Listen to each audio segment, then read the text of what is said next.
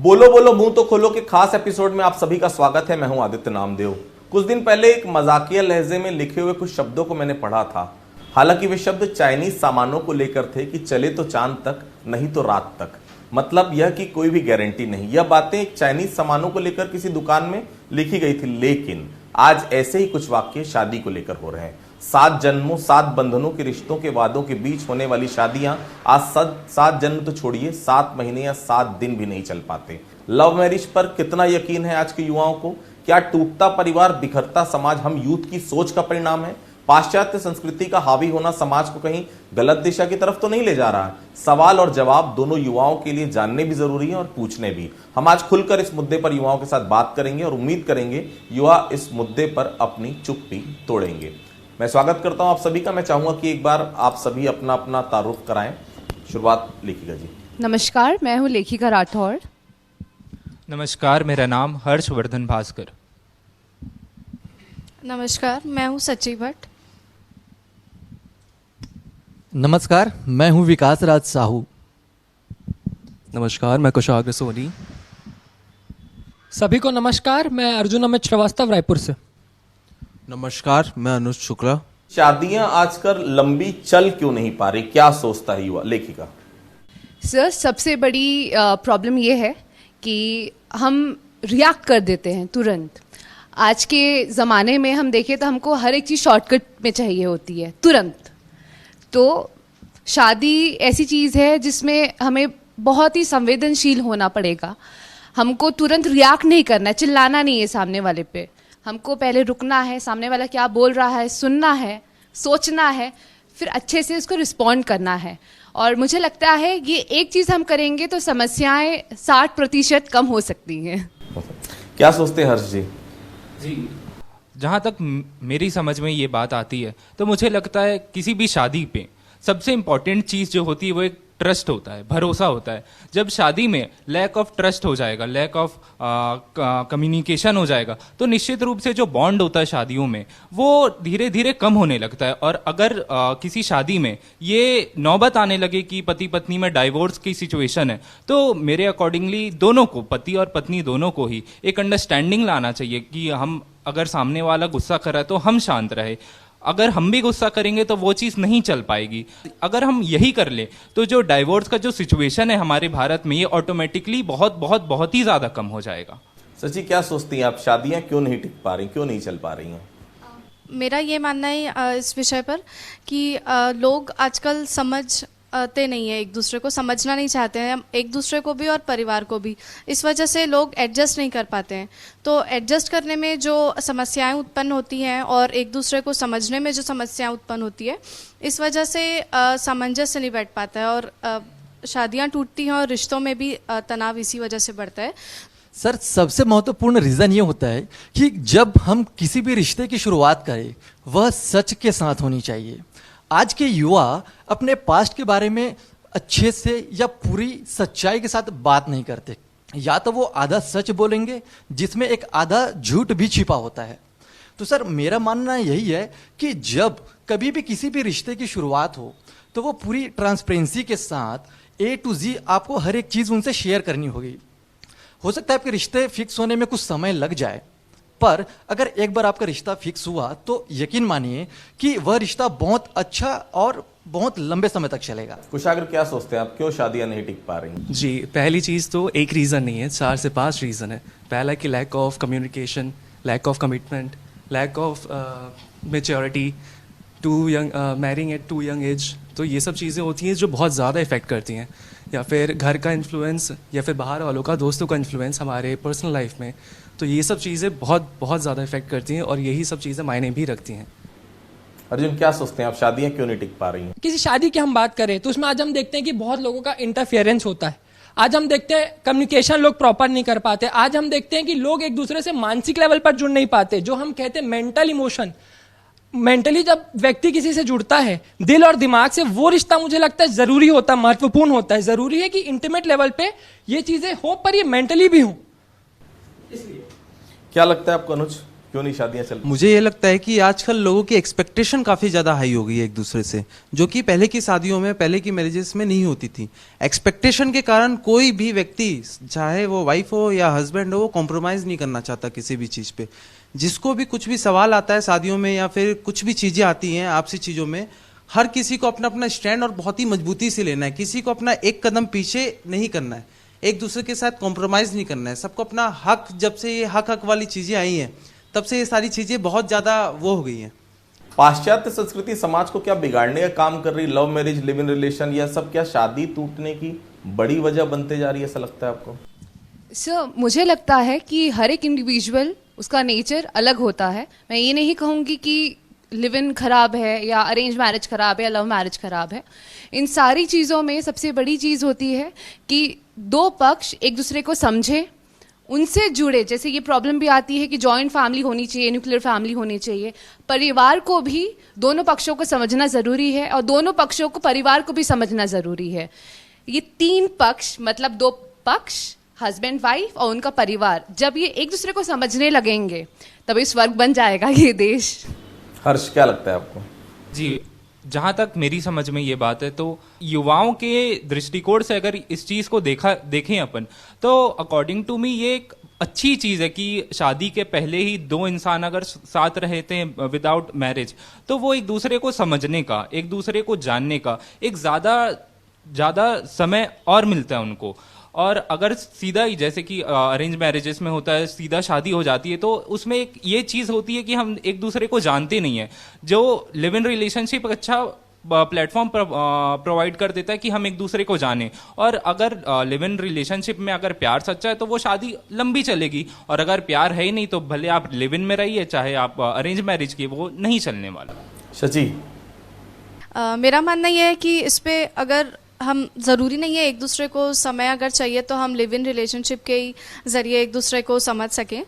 जैसे arrange marriages में भी हम अगर बातचीत के बाद एक दूसरे को जानने का समय दें, उसके बाद कुछ समय के बाद अगर सारी चीज़ें सही लग रही है तब अगर शादी हो तो ज़्यादा सही रहेगा कि शादी कुछ टाइम तक चले, जब एक दूसरे के परिवार भी एक दूसरे को समझने का, उनको भी समय और मौका मिले, और जो लड़का लड़की हैं जिनकी शादी होने वाली है उनको भी एक दूसरे के जीवन के बारे में चीज़ें जानने और समझने का मौका मिले। क्योंकि आजकल लोगों के बीच में पर्सनल स्पेस एक जो चीज़ है वो बहुत इम्पॉर्टेंट है।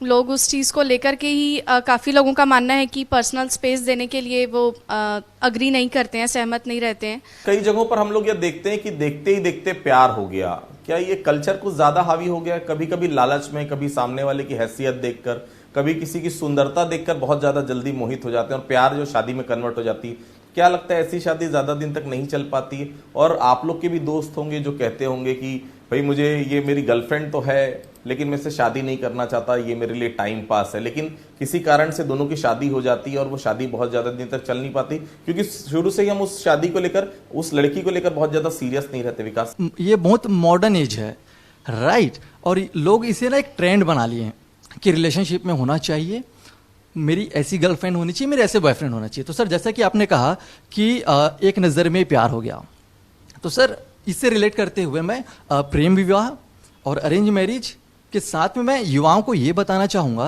कि सर बहुत बारीकी से डिफरेंस होती है। फर्स्ट, अटैचमेंट, जो लोगों को समझना बहुत ही ज़रूरी है। सेकेंड, प्रेम, और तीसरा, मोह।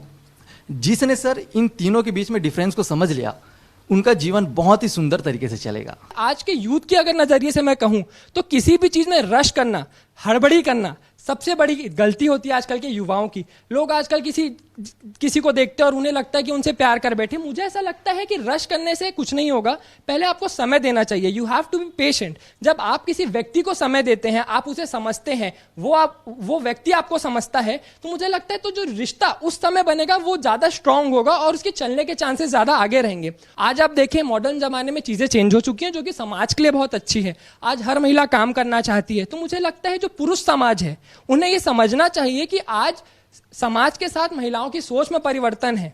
तो इन चीज को यदि पुरुष समाज सपोर्ट करता है तो ये सिर्फ एक परिवार के लिए नहीं बल्कि पूरे समाज के लिए अच्छा होगा।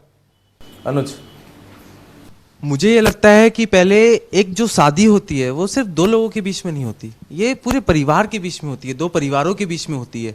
और इसमें सिर्फ दो लोग अपना डिसीजन बनाएंगे या दो लोग डिवोर्स का भी डिसीजन बनाएंगे या फिर मैरिज का डिसीजन बनाएंगे, वो सही नहीं होगा।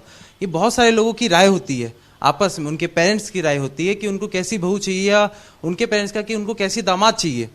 तो उसमें कॉम्प्रोमाइज कहीं ना कहीं होता है कि आप जल्दबाजी में किसी अट्रैक्शन में, लव एट फर्स्ट साइट में आप फंस के किसी व्यक्ति को 6 महीने आप जान रहे हो और उनसे आप अगर आपने शादी की तो कहीं ना कहीं आपके लिए प्रॉब्लम क्रिएट करती है, क्योंकि आप उनके परिवार को नहीं जानते, उनके कल्चर को नहीं जानते अच्छे से कि वो घर में कैसे रहते हैं, आपके पेरेंट्स का कैसा ख्याल रखेंगे, आपने कैसी उम्मीदें की है उनसे, या उनको नहीं पता है कि उनने क्या सोच के आपके साथ शादी की है, आप उनको कैसी लाइफ दे पाओगे। तो वहाँ कहीं ना कहीं प्रॉब्लम आना चालू हो जाती है। लेखिका यही सोचती हैं आप भी?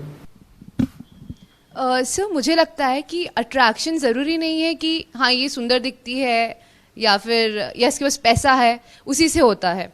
सर एक ऐसी चीज़ होती है हर एक इंसान में जो उसको जोड़े रखती है। फॉर एग्जाम्पल, अरे ये मुझे समझती है, या फिर अरे ये धार्मिक है, ये स्पिरिचुअल है, वैसे तो मैं भी हूँ।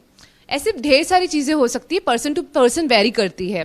और जब हमको लगता है इस पर्सन पे ये 2-3 क्वालिटीज़ हैं, सर लंबे समय तक ये 2-3 क्वालिटीज़ उनको एक दूसरे से जोड़े रखती हैं। जैसे कि जहाँ पे मिसअंडरस्टैंडिंग हो गई, फॉर एग्जाम्पल कि मैं क्यों एडजस्ट करूँ, वहाँ पे ये क्वालिटीज़ आ जाती हैं सामने कि अरे हमने इसीलिए तो इसको पसंद किया था, ये देखते हुए तो पसंद किया था, तब वो हम ठीक है इसको जाने तो एडजस्ट कर लेते हैं, फिर जिंदगी ऐसी ही बढ़ती रहती है आगे। हर्ष, आजकल जो एक क्रेज बन गया है वीकेंड पार्टी का, आउटिंग का, क्या यह सब भी प्रभावित कर रहे हैं शादियों को, ऐसा लगता है? जी, अगर देखा जाए तो वो हर एक इंडिविजुअल के लिए ये वीकेंड पार्टी हो गया या फिर पब जाना हो गया या वीकेंड पे आउटिंग हो गया, ये सब एक इम्पॉर्टेंट फैक्टर होता है। ये सब इंसान को, चाहे वो बच्चा हो, चाहे वो बड़ा हो, चाहे वो कोई भी हो, ये उसको एक एक्सपोजर देता है जो कि बहुत नीडेड होता है एज एन इंडिविजुअल।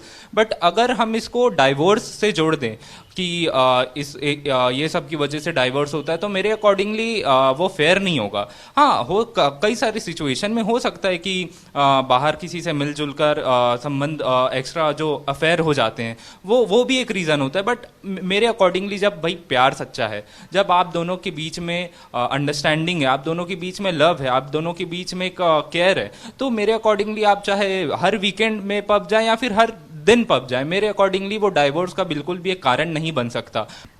मैं भी इस बात पे हर्ष से पूरी तरह सहमत हूँ। जैसा कि हर्ष ने कहा, हमारी जो अभी जो डेली लाइफ स्टाइल है, इसमें हम इतने बिजी हो गए हैं क्योंकि लोग वर्कोहॉलिक हो गए हैं।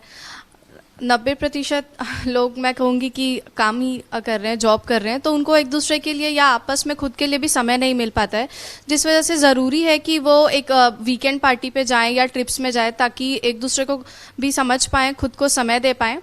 तो इस वजह से भी रिश्तों में काफ़ी अंतर आता है, चीज़ें जो हैं वो काफ़ी सुलझ जाती हैं। अगर आप जान तो हमारा माइंड फ्रेश हो जाता है। तो जो डिवोर्स है वो मुझे नहीं लगता कि इस वजह से हो सकता है। शादी टूटने के लिए लड़कियां ज्यादा जिम्मेदार होती हैं कि लड़के ज्यादा जिम्मेदार होते हैं? सर जिम्मेदार दोनों पक्ष होते हैं, क्योंकि कोई भी अगर कोई पुरुष है तो सिर्फ उनकी गलती के कारण ही सर डिवोर्स नहीं हो सकता। कहीं ना कहीं हो सकता है कि फीमेल की वजह से भी हो। तो इसके लिए सर सबसे इंपॉर्टेंट है दोनों के लाइफ में कि दोनों एक दूसरे को कितने अच्छे से समझते हैं। जितनी अच्छी उनकी अंडरस्टैंडिंग होगी, उतने अच्छे से वो लोग अपने प्रॉब्लम्स को, जो भी इश्यूज हो रहे हैं, उसे सॉल्व कर पाएंगे।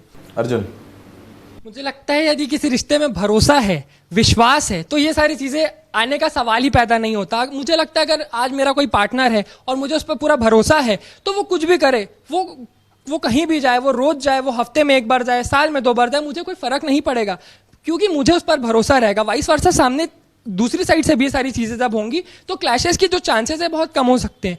अनुज, मेरा इस चीज में मानना यह है कि गलतियां किसी एक फैक्टर की या फिर एक पर्सन की नहीं होती है कि महिला गलत है कि पुरुष गलत है। गलत दोनों हो सकते हैं या गलत उनमें से कोई भी एक हो सकता है। कोई महिला है तो हम उसको ये नहीं कह सकते कि वो गलत है, या कोई पुरुष है तो हम ये नहीं कह सकते कि वो सही है। गलतियां किसी की भी हों, लेकिन उसमें जरूरी है कि बातें करना उस चीज के ऊपर, आपको एक दूसरे के लिए समय देना और समय से बातें करना, ताकि वो गलतियां दोबारा ना हो और वो गलतियों का जल्द से जल्द समाधान ढूंढ के उसको कम किया जाए। और दूसरी चीज जो आपने कही थी वेस्टर्न कल्चर के ऊपर, तो मेरा ये मानना है कहीं ना कहीं वेस्टर्न कल्चर के ऊपर आज की डेट में इंडिया के यूथ जो है बहुत ज्यादा अट्रैक्ट होते हैं। मेरा कहीं ना कहीं इस चीज के ऊपर भरोसा नहीं है, क्योंकि वेस्टर्न कल्चर में जैसे कि स्पेन का देखेंगे तो डिवोर्स रेट 65% है, फ्रांस का देखेंगे तो कहीं ना कहीं 44% है, यूएस का 42% है। जो भी वेस्टर्न कल्चर है उसका डिवोर्स रेट बहुत ज्यादा हाई है, क्योंकि उनके अंदर कुछ अलग ही हाइप है ये सब चीजों के ऊपर, और बहुत ही ज्यादा उनका कल्चर जो है हमारे साथ घुल मिल रहा है, और हमारी संस्कृति जो है बहुत अच्छी है ये सब चीजों में, हमको जरूरत नहीं है वेस्टर्न कल्चर की। कौन जिम्मेदार होता है, लड़कियां ज्यादा कि लड़के ज्यादा शादी टूटने में? सर ऐसा कुछ नहीं है कि कोई एक पक्ष ही जिम्मेदार होता है। सर सबसे बड़ी चीज़ हम सबको ये समझनी होगी कि हर एक इंडिविजुअल चाहता है कि हम आज़ादी से रहें। आज़ादी में ये नहीं है कि हम कुछ भी करते रहें, पर कुछ ऐसी चीज़ें होती है जैसे स्पेस देना। अगर कोई लड़का है जो चाह रहा है कि मैं अपने फ्रेंड्स के साथ वीकेंड में कुछ समय बिता लूं, तो वहाँ पे वाइफ को समझना पड़ेगा कि हाँ उसे भी स्पेस की ज़रूरत नहीं है, वो 24 घंटे आपके साथ नहीं रह सकता। गर्लफ्रेंड को झूठी जानकारी देकर जो लोग शादी करते हैं, या गर्लफ्रेंड बॉयफ्रेंड को झूठी जानकारी देकर, ये शादियां ज़्यादा दिन तक नहीं चल पाती, ऐसा लगता है? जी अभी मेरे बड़े भाई अर्जुन ने एक बात कही थी कि भारत में जो कही जाती है, वो जो संस्कृति है, जो संस्कार है, वो इंसान का चरित्र को दर्शाते हैं। अब कोई इंसान किसी भी, भले वो लड़की हो भले वो लड़का हो, चाहे वो कोई भी हो, अगर वो झूठी बात बोल के किसी से शादी करता है या झूठी बात बोल के अपने झांसे में उसको लाता है, तो निश्चित रूप से ये उसका चरित्र को दर्शाता है। ये इस चीज़ से हमको बचने का उपाय देखना चाहिए। सबसे पहले अपने किसी भी रिलेशन में कभी बड़े एक्सपेक्टेशन नहीं रखना चाहिए। भाई हो सकता है इंसान आज जो है वो कल नहीं रहेगा। जब कोई आई लव यू कहता है तो आई लव यू उस मोमेंट पे कह रहा है, वो ऐसा नहीं कह रहा कि आई विल लव यू और टुमारो ऑल्सो। तो इस चीज को समझने की आवश्यकता, हाँ फॉर एवर नहीं कह रहा है, तो इस चीज को समझने की आवश्यकता है। और हम अपने अंदर एक एक्सेप्टेंस रखना चाहिए कि अगर वो इंसान कल को चेंज हो जा रहा है, कल को किसी सिचुएशन आ रही है, पहले वो कुछ और करता था अब वो कुछ और कर रहा है, तो इस चीज में एक रिलेशन के अंदर एक्सेप्टेंस की पावर होनी चाहिए कि इंसान एक्सेप्ट करे उस बात को कि चलो सामने वाला चेंज हो रहा है तो हम भी अपने आप को चेंज करें, हम उस सिचुएशन के हिसाब से एक अंडरस्टैंडिंग डेवलप करके और अपने बॉन्ड को और करें। अगर हम एक्सेप्टेंस नहीं रखेंगे, अगर हम अंडरस्टैंडिंग नहीं रखेंगे, तो वो निश्चित करके वो जो भी बॉन्ड है, भले आप माता पिता का कह लो, भले आप फिर गर्लफ्रेंड बॉयफ्रेंड का कह लो, कोई भी बॉन्ड हो वो नहीं चल सकता। बहुत जरूरी है आपकी राय इस विषय पे। अब भरोसे पर ही जो रिश्ता है वो पूरी तरह से टिका रहता है। अगर वो भरोसा बनाने में जल्दबाजी नहीं करना चाहिए, थोड़ा समय देके अगर भरोसा पूरा बन जाता है फिर ही कोई भी रिश्ता की शुरुआत करनी चाहिए। विकास, आप लोगों से ही पूछूंगा मैं कि आप लोग लव मैरिज के पक्षधर हैं कि अरेंज मैरिज के, और क्या लगता है आपको कि लव मैरिज ज्यादा चलती कि अरेंज मैरिज ज्यादा चलती? सर ऐसा तो कुछ भी अनुभव नहीं रहा है, पर हाँ लोगों को देखकर ये पता चलता है सर कि लव मैरिज जो होती है उसमें जो दोनों पार्टनर्स होते हैं वो काफ़ी समय से साथ में होते हैं, अंडरस्टैंडिंग बन चुकी होती है, दोनों की ट्यूनिंग जम चुकी होती है सर। उनको ये भी पता होता है कि कभी किसी बात पे अगर कॉन्फ्लिक्ट हो रहा है तो उसे कैसे सॉल्यूशन मोड में आना है। इसके विपरीत जाएं अगर अरेंज मैरिज में, तो सर मेरा ये मानना है कि अरेंज मैरिज एक आधी रात को एक जंगल में एक मोमबत्ती लेकर धीरे धीरे चलने के जैसा ही होता है, क्योंकि कब हमने हड़बड़ी की, कब गलती की और कब वह मोमबत्ती बुझ जाएगी ये पता नहीं चल सकता। ये मेरा ये मानना है सर। कोई भी रिश्ता हो उसके लिए सबसे पहले जरूरी है कि आप दोस्त हो। जब आप दोस्त बनते तो कम्युनिकेशन एक फैक्टर होता है जो बहुत स्ट्रांग रखना जरूरी है किसी भी रिश्ते में। मैं सिर्फ इस रिश्ते की बात नहीं कर रहा, कम्युनिकेशन हर रिश्ते की होती है। अरेंज मैरिज की हम बात करें क्योंकि हम इंडिया में रहते हैं। भाई ने कहा, यहाँ पे एक मौजूद किसी भाई ने कहा कि शादी सिर्फ दो लोगों के बीच का संबंध नहीं होता, शादी दो परिवारों के बीच का संबंध होता है। तो मुझे लगता है कि ये जान लेना कि आप जिस व्यक्ति से शादी कर रहे हैं उसका कल्चर क्या है, उसका ट्रेडिशन क्या है, वो अपने पार्टनर से उसकी क्या फ्यूचर में एक्सपेक्टेशंस हैं या हो सकती हैं, और सेम वाइस वर्सा आपके साइड से भी कि आपके क्या वांट्स हैं, आपके क्या गोल्स हैं, आप क्या चाहते हैं कि आपका पार्टनर कैसा हो। ये अरेंज मैरिज के एडवांटेजेस हैं। मुझे लगता है व्यक्ति अगर जिस टाइम पीरियड में जज कर ले कि उसे लव मैरिज करना है या अरेंज मैरिज करना है, ये पर्सन टू पर्सन डिपेंड करता है। जरूरी है कि बाकी सारी चीजें जैसे कम्युनिकेशन, ट्रस्ट और जो फैमिली बैकग्राउंड और जो ऐसे बहुत सी चीजें होती हैं उन चीजों पर अगर ध्यान दे तो ये चीज सेकेंडरी हो जाएगी कि लव मैरिज करें या अरेंज मैरिज, और लोगों का डिसीजन मेकिंग बहुत सिंपल हो जाएगा। देखिए, मैं ये इस विषय में ये मानता हूँ कि लव मैरिज और अरेंज मैरिज कहीं ना कहीं फैमिली के ऊपर डिपेंड करती है कि आपकी फैमिली एक्सेप्ट करने के लिए तैयार है आपकी लव मैरिज, या फिर आपकी अरेंज मैरिज ही एक्सेप्ट करने के लिए तैयार है। क्योंकि एज अ यूथ आप 24 साल की उम्र तक, 25 साल की उम्र तक के आपके पेरेंट्स ने आपके लिए सब कुछ किया है, आपके लिए बहुत सारी चीज़ें उनने सेक्रीफाइस किए, सब की है, और अब आपका टर्न है। तो आप किसी पार्टनर के लिए, या आप जो सोच रहे हो जिसके साथ आपका फ्यूचर अच्छा हो सकता है, उसके लिए आप अपने पेरेंट्स को कह सकते हो नहीं मम्मी पापा मुझे आपके साथ नहीं रहना है, मुझे उसके साथ रहना है। ये कहीं ना कहीं गलत है। और कहीं ना कहीं क्या होता है कि अगर हम लव मैरिज करते हैं, मैं अरेंज मैरिज के पक्ष में हूँ, ज़्यादा लव मैरिज के पक्ष में नहीं हूँ। कहीं ना कहीं हम जब लव मैरिज करते हैं तो हमारे बीच में कुछ भी चीज़ें दिक्कत होती हैं तो हम अपने फ्रेंड्स के पास जाते हैं और वो कहीं ना कहीं राय देते हैं कि चलो दूर हो जाओ, इस रिलेशन को छोड़ दो। लेकिन उसी जगह अगर आपके पेरेंट्स होंगे वो कभी नहीं कहेंगे कि इसे छोड़ दो, वो कहीं ना कहीं वो समझाने की कोशिश करेंगे कि आपका रिलेशन है, आपका रिश्ता है, इसे और मजबूत करो और इसे और आगे बढ़ाओ। किन बातों का ध्यान रखना चाहिए कि शादी जो है, जिससे भी आप जिसको भी अपना लाइफ पार्टनर बनाते हैं, वो शादी लंबी चल सके लेगा? सर मुझे ऐसा लगता है हम एज के थ्रू तो बड़े हो जाते हैं, पर जो हमारे दिल का बच्चा होता है वो बुढ़ापे तक जीवित रहता है और ये हम बड़े होकर के भूल जाते हैं। मेरे अंदर कुछ समस्याएं चल रही है, मैं दुखी हूँ और मैं ऑफिस से घर आती हूँ, तो मैं चाहूँगी कि मेरा जो पार्टनर हो वो पूछे आकर के कि तुम ठीक हो, सब ठीक है। सेम जो हस्बैंड है वो भी ऑफिस से थक हार के आ रहा है, हजारों समस्याएं होंगी, एक बार वाइफ उसको गले लगा ले, बच्चे की तरह पूछ ले तुम ठीक तो हो। अगर हस्बैंड बता नहीं रहा है, लड़कों में मैंने देखा है कि जिम्मेदारियों का इतना बोझ होता है कि वे अपनी चीज़ों को ज़्यादा डिस्क्लोज नहीं करते कि हमारी वाइफ या हमारे बच्चे परेशान हो जाएंगे, पर वहाँ पे वाइफ को उसका दोस्त बनना चाहिए और बिल्कुल उसके पास एक बच्चे के जैसे उसको समझाना चाहिए। वाइस वर्सा हस्बैंड को भी बच्ची की तरह अपने वाइफ को रखना चाहिए। और जहाँ तक की बात है शादी आगे चलने की, तो कोई परिवार शादी बचा नहीं सकता, क्योंकि शादी का ढोंग कर सकते हैं कि हम बड़े खुश हैं, पर निजी दोनों खुश नहीं रह सकते अगर दोनों एक दूसरे को नहीं समझ रहे हो। क्या सुझाव देंगे? छोटा छोटा। देखिए, इसका एक ही सॉल्यूशन मैं दूंगा, सबसे ज़्यादा असरदार, वो ये है कि बात करो, कम्युनिकेशन।